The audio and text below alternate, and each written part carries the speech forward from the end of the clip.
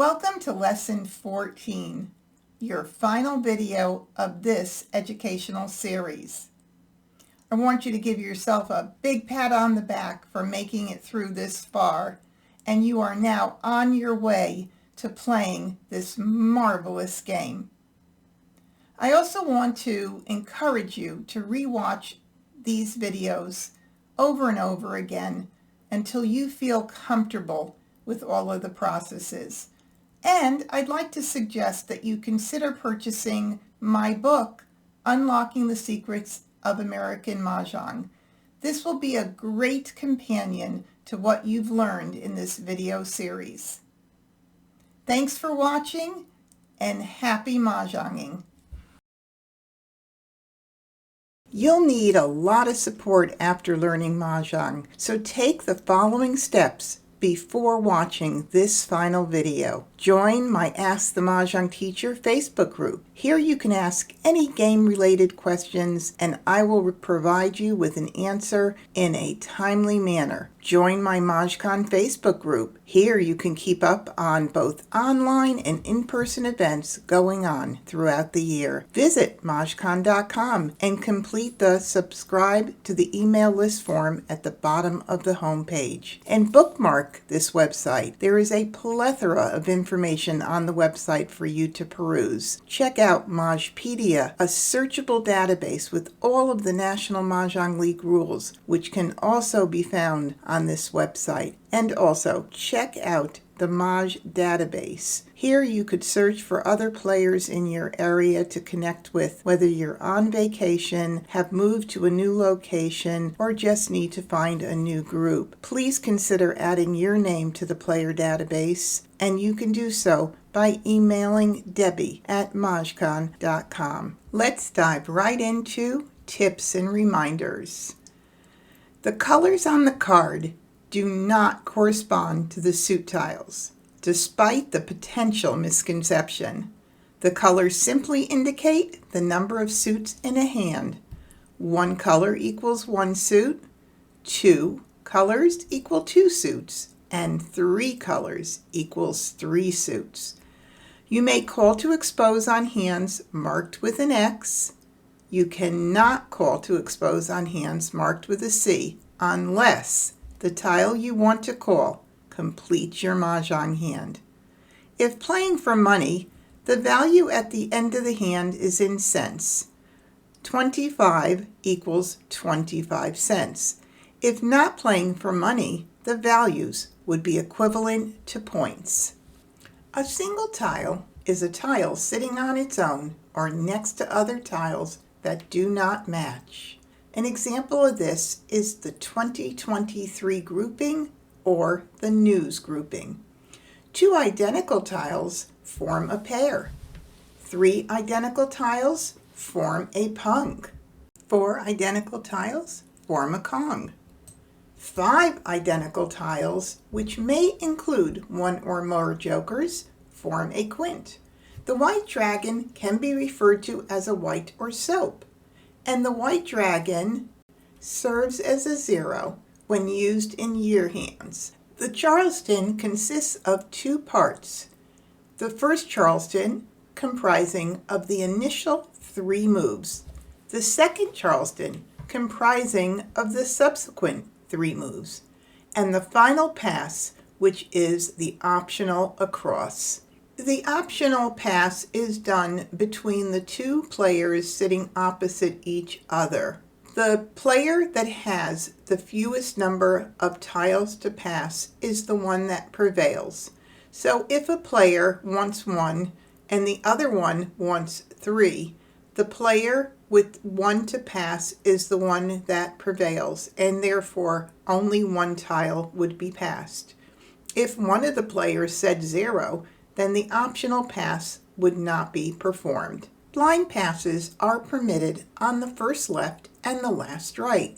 And the reason it is called a blind pass is because you are not supposed to look at the tiles. You are taking from the receiving pass. If you want to stop the Charleston, you need to alert your opponents before or during the first left by saying something like, "Hold up," I might stop it or go slow after this pass.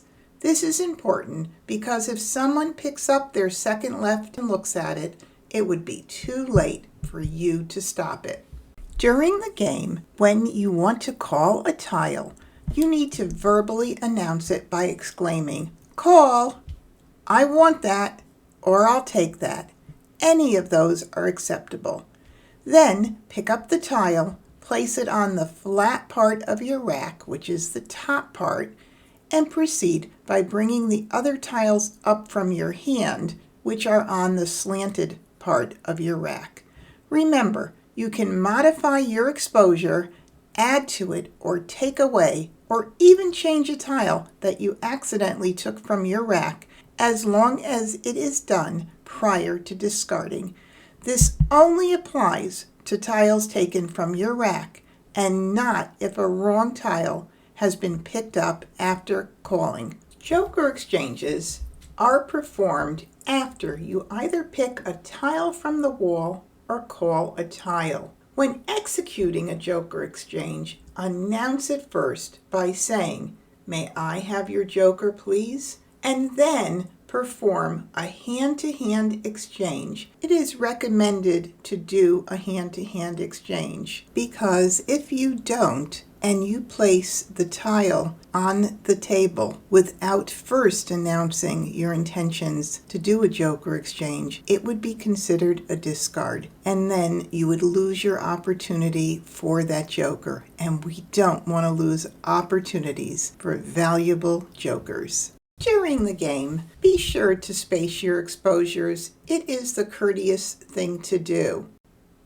But keep in mind, you do not need to put your exposures in order. After all, that would make it easier for your opponents to figure out your hand. Get in good form by closing any gaps in your tiles on the slope part of your rack. This will avoid giving clues to your opponents by ensuring your tiles sit closely together. And be courteous at all times. When you are lucky enough to do a joker exchange, it is polite to ask, "May I have your joker, please?" rather than saying, "I'll take your joker." And here are some final reminders. Remember, you are building a hand, and building anything takes time. Choose one or more categories where you have the most tiles and avoid settling in on one hand until you have run out of discards.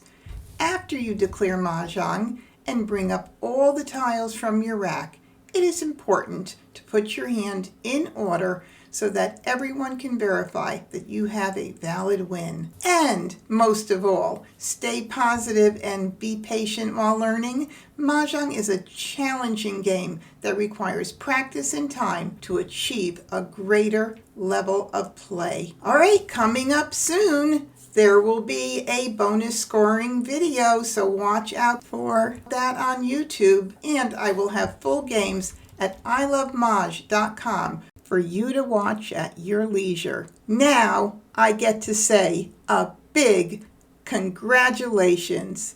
You have finished the entire video series. You should be very proud of yourselves, so give yourself a big pat on the back. This is an amazing accomplishment, and you are going to enjoy so many years to come playing this amazing game. Now it's time for you to start playing on your own. So please head over to ilovemahj.com and sign up for the 3-week trial membership so you can put into practice everything you've learned. Did you find this video series on Mahjong valuable and informative? If so, consider supporting our work by making a donation. Your contribution will help us continue creating high-quality educational content and expand our efforts to promote the joy of Mahjong to even more enthusiasts like yourself. Every donation, no matter the amount, makes a difference in supporting our mission. Click the link in the description below to make a donation securely. Thank you so much for your support. I want to remind you again to subscribe to the MahjCon YouTube channel and click the bell to get reminders if you haven't already done so. This will conclude Lesson 14. If you have any questions, be sure to email me at debbie@MahjCon.com. And thanks so much for watching this educational video series on how to learn American Mahjong. I'll see you soon.